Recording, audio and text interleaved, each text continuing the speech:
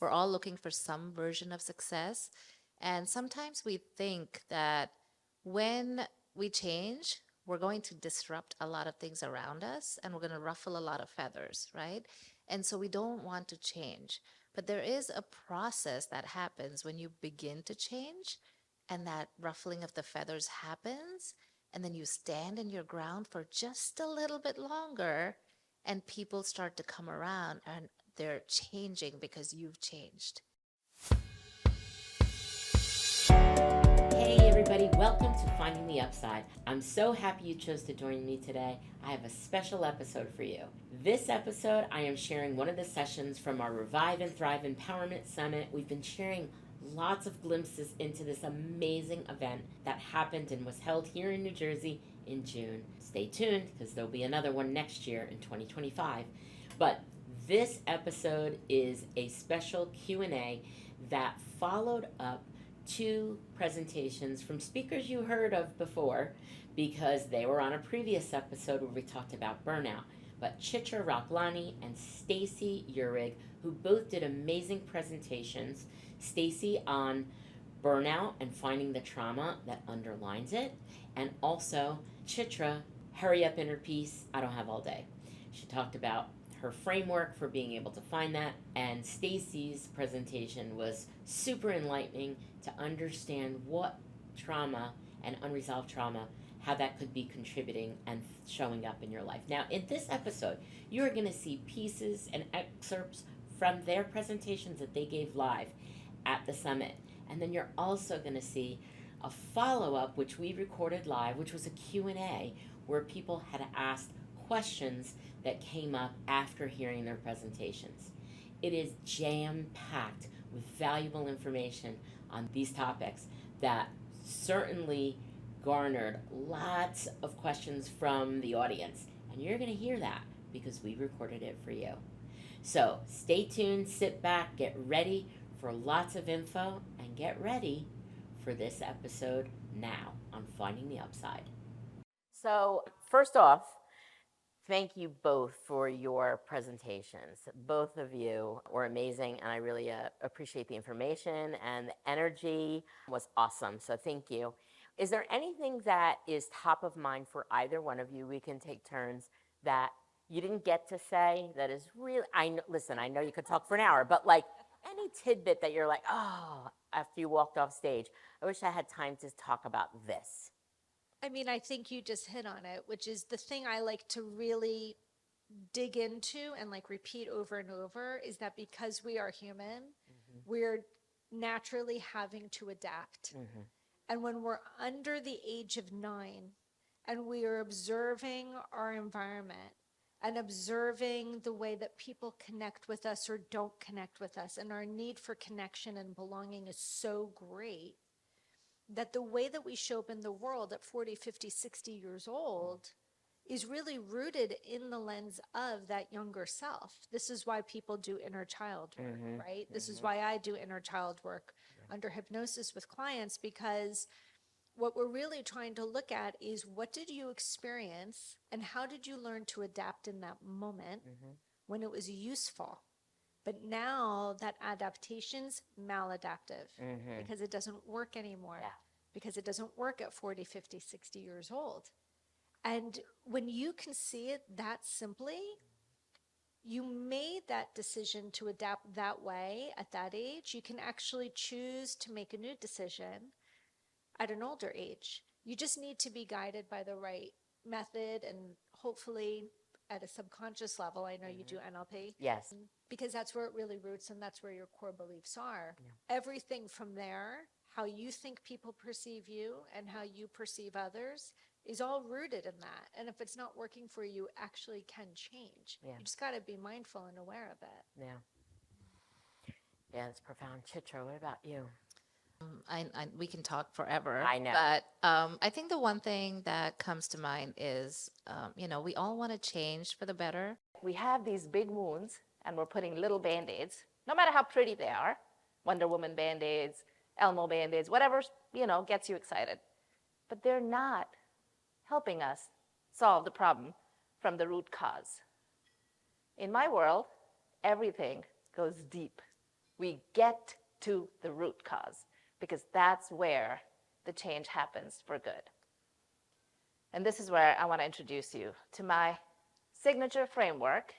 I call it the PFH framework, and it stands for peel, feel, and heal. Because when we take the time to peel the layers of our old conditioning, we feel emotions that might not be comfortable.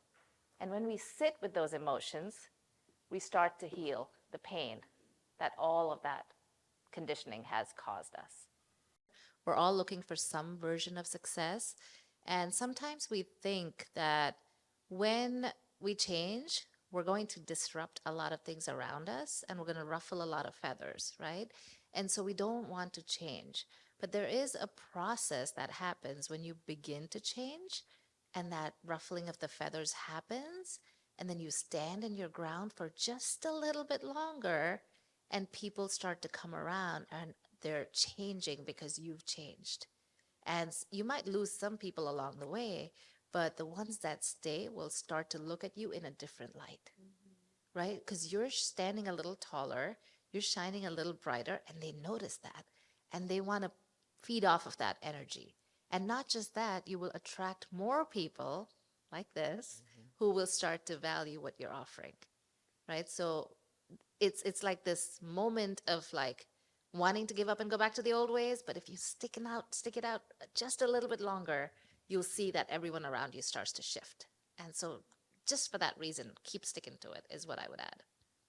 I love that. You know what that also reminds me of is anytime that you are going through a period of growth, right, and transforming and evolving, it is that discomfort you feel, right?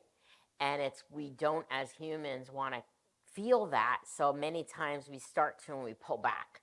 But it's staying in that like being willing to stay uncomfortable, whether you're talking about growing from a mental, point or a physical point or anything, just push past and stay in that discomfort, because that's when you then get to that other side. So I think that's so relatable to what you just said. And it's amazing how so many areas like that message comes through. Are there any questions right now? If not, I will start. Okay. So, what steps can a person take to increase their window of tolerance? Good question. All right, so the question is, what steps can someone take to increase their window of tolerance? So, when we hear about self-care, we really think vanity, or at least I think we were kind of taught that, right? Self-care means you're going to go get a massage, or you're getting your nails done, or your hair did, or whatever. The idea of self-care is a big proponent, it's a big part of widening that window of tolerance. Has anyone ever heard of the window of tolerance? This hopefully will be one of your biggest takeaways today. Every single person has a window of tolerance, and we know this because we say it. I don't have the tolerance for this. I don't have the bandwidth for this. When we say that to ourselves, what do we really mean? It means our ability to cope with this situation is narrow. It's thin. It's not abundant, right? So in this image, you can kind of see if the green is our optimal window and life is like this jagged line, in that optimal window, you feel safe. You feel engaged, and you feel capable of dealing with whatever's coming your way.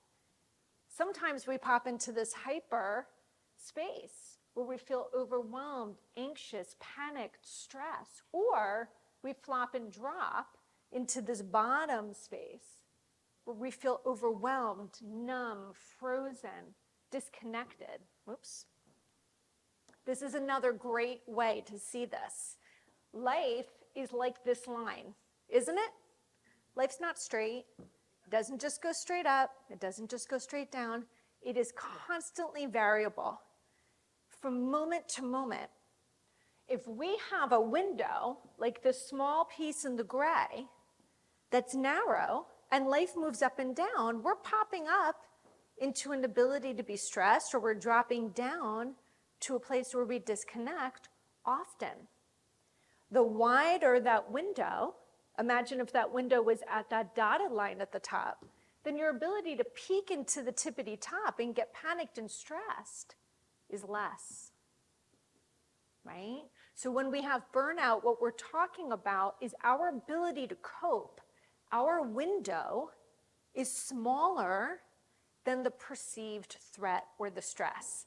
Last picture of this, and this is the one I end up giving to my clients a lot. You've got this comfort zone. This is your window of tolerance. The things that shrink the window are our stressors. They're unconscious thoughts or beliefs that don't support us, right? And a lot of those are actually developed in childhood.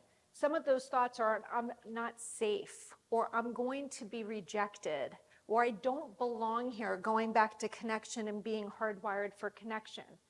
Self-care is prioritizing yourself.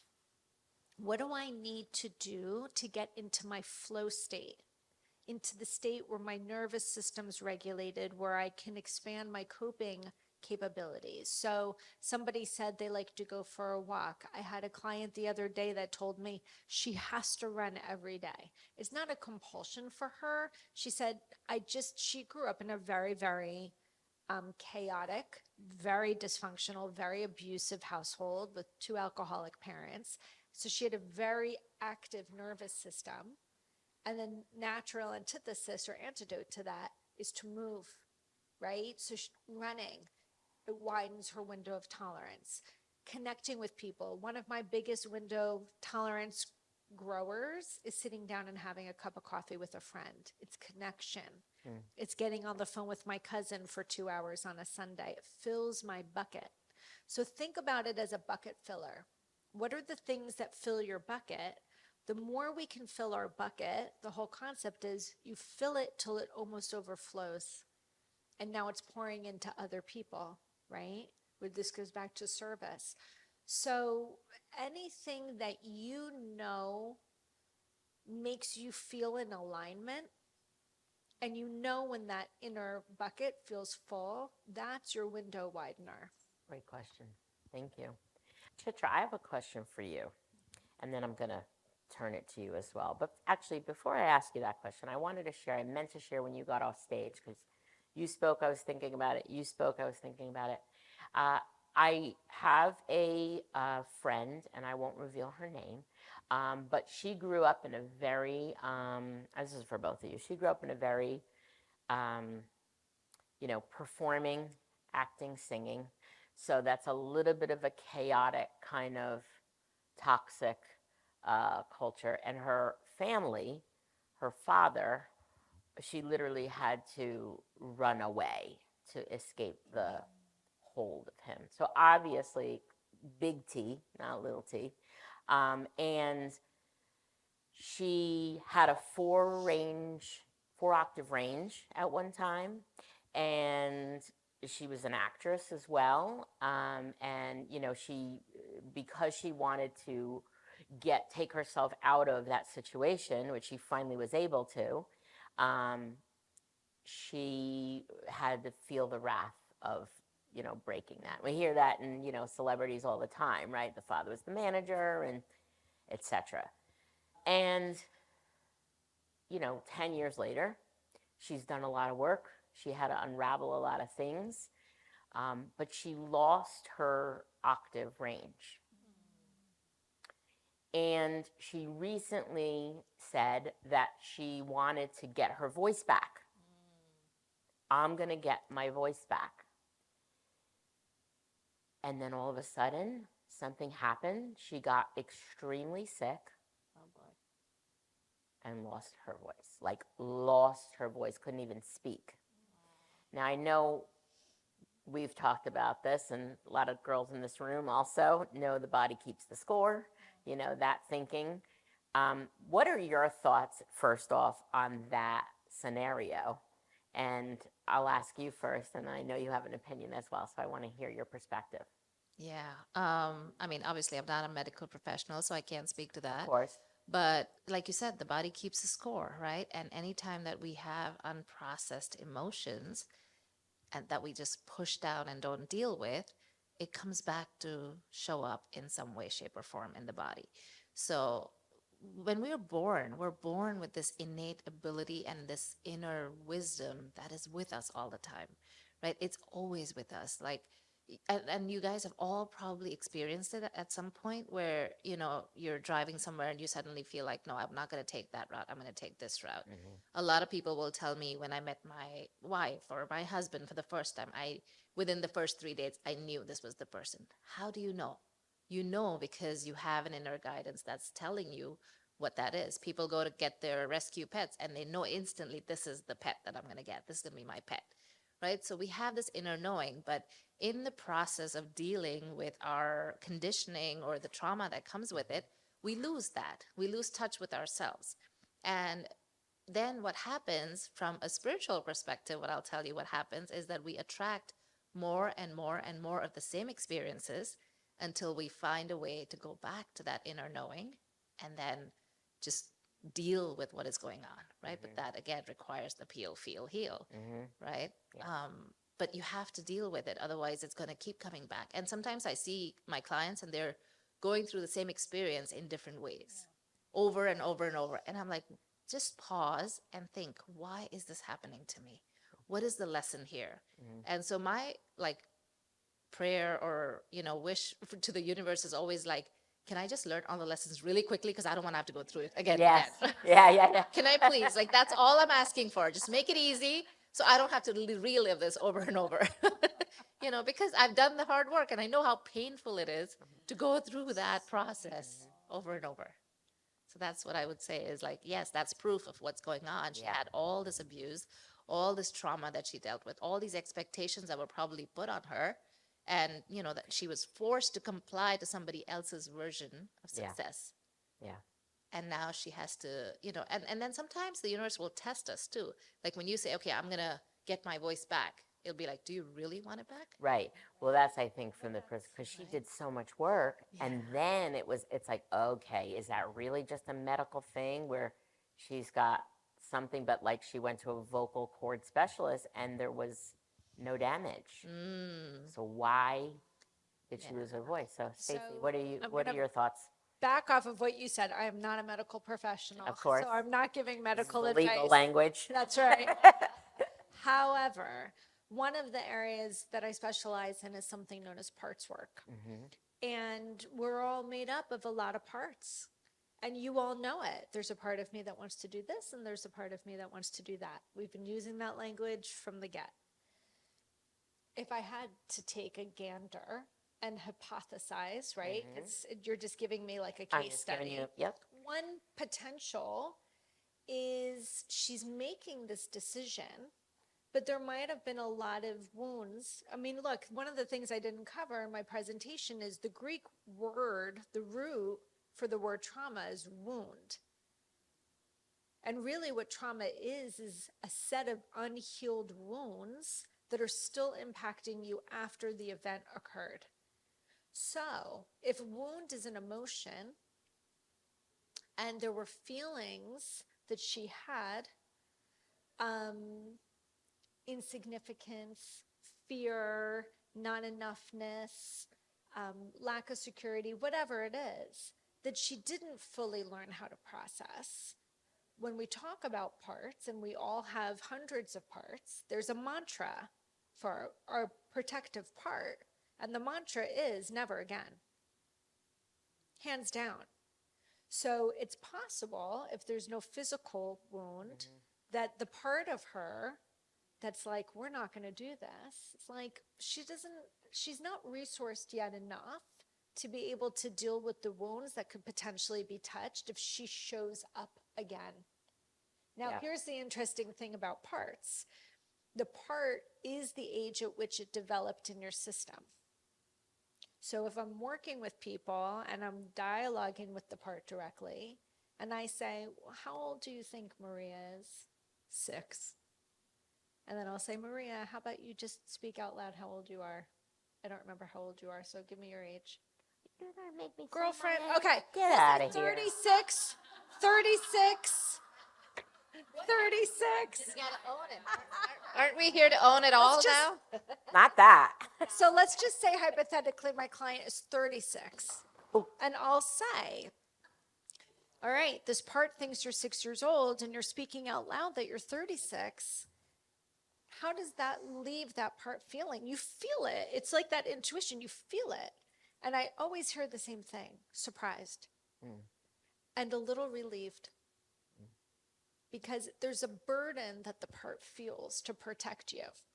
So if this burden, if this level of responsibility that the part feels is to keep her safe, it'll do whatever it takes to do it. And it could just be we're shutting that down. Now, a whole other area, and I thought you were going to bring it up, is your chakras, right? And you've got your throat chakra. And if this person didn't feel like she had a voice in her career, and that was part of the wound, not feeling seen or heard or understood, chink, right? I mean, I've seen people with thyroid cancer, with, Hashimoto's. Lots of people have different medical issues in and around this part of the body whose trauma was not feeling heard growing up. So that would be my hypothesis. I think what's so interesting about looking at it this way is that, and this is the reason why I wanted to tell that or bring that scenario to light, is that so many people we all could be just dismissing these physical symptoms as physical symptoms. And a lot of the people in the room along with me are certified NLP, hypnosis as well. And, it's very similar work in terms of getting to the root and healing that, right? And having that change and transformation. And unless you have that awareness of how all of that physical stuff is connected to what's in your childhood and, your path and all those things, and unlocking that, you wouldn't even think of looking for a solution that delves in that area. You just keep going to medical professional after medical professional after medical professional. But I like both of your perspectives, and I also bring that up because I think that can be a story. Her story can be similar for all of us. Is like, what am I ready to do that then my body stopped me? What physical symptom did I have that it's like, nope, not going there, So any other questions right now? Yes, Cass, can you go to the mic? I work with Mind Zero, so I'm very curious to know your thoughts on utilizing contrast therapy, the sauna and cold plunge, to help alleviate all that burnout and all those symptoms that you were talking about. All right, and we kind of talked about this a little bit before, right? So the cold plunge, the hot, the sauna, my perspective, and again, this is just my point of view, not a medical perspective, is that and it all happens in a quick second, right? So we have a circumstance, we feel something about it. All those feelings are based on your thoughts, and all of your thoughts have to be based and rooted in your core belief system.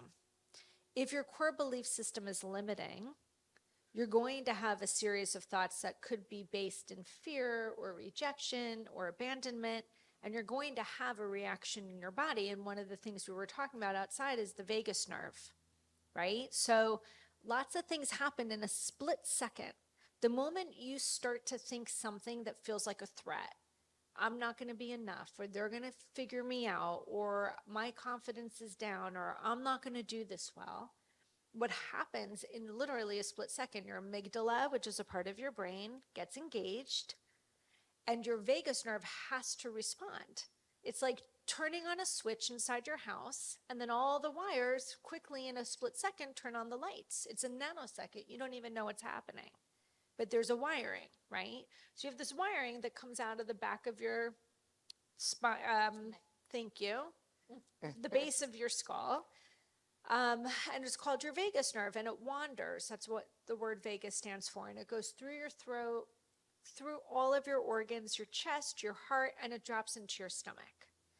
And so the idea of the contrast therapy, I think, is a way to kind of train your vagus nerve to be toned. Okay. It's to try to give it some support. It's like kind of giving it a warm blanket and some release. Because if your mind is constantly in this zone, and I know I had this myself from age 15 to 30, I was in a constant state of anxiety, constant state of panic. I had no idea because that was just my normal. But it got to the point where it got so extreme, I ended up getting very depressed because I couldn't stay in that heightened state as long as I hit my mark. I dropped and I ended up going on some medication that initially got everything kind of quiet, and I could see I had never taken a full breath in 15 years, right? So I think part of the idea is similar to what I experienced when I took that medication. It's allowing your nervous system to shut down, engage it, shut down, and you're training it to be toned versus having this hot wiring that maybe is not working as well. So interesting. Any other questions? Thank you so much, Chitra and Stacey. We are concluding this episode. Thank you. Thank you. Thank you so much for having me.